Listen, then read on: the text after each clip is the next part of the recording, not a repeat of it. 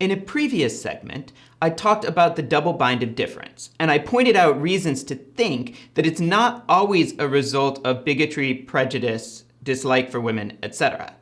In certain cases, given the way things are generally arranged in our society, it might be in the rational self-interest of a company to prefer, for example, hiring men over hiring women, or more specifically, hiring married men over married women.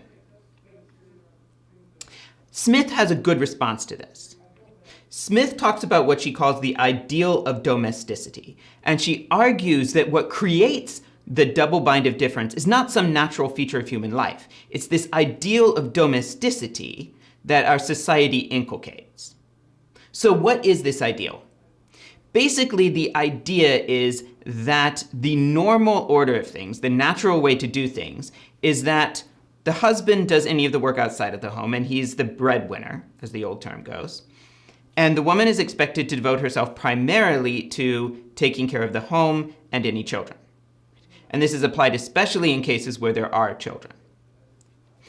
Because of this ideal of domesticity, people expect women to sacrifice their careers for the sake of the family rather than men.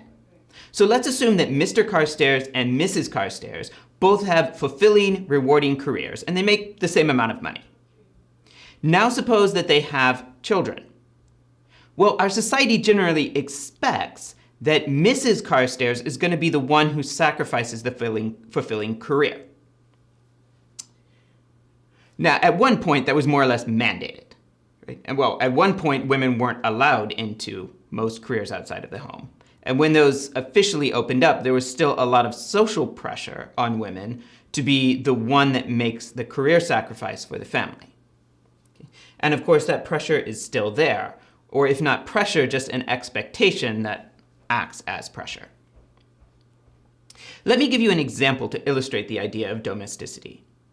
A number of years ago, I was talking to a graduate student whose brother and sister-in-law both have careers. They also have a child in school.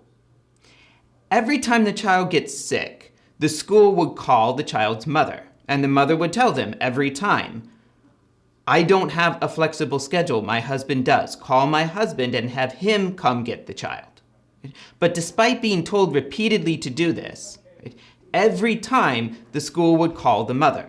It was just expected that the mother was the one that was going to set aside what she was working on, right, and go to pick up the child and bring the child home, and presumably take off work to care for the child. Right? And yet, given their situation, it made much more sense for the father to do so. So that's a case of the ideal of domesticity at work. Right? And it's the ideal of domesticity, not some natural fact about human beings, that creates the double bind of difference.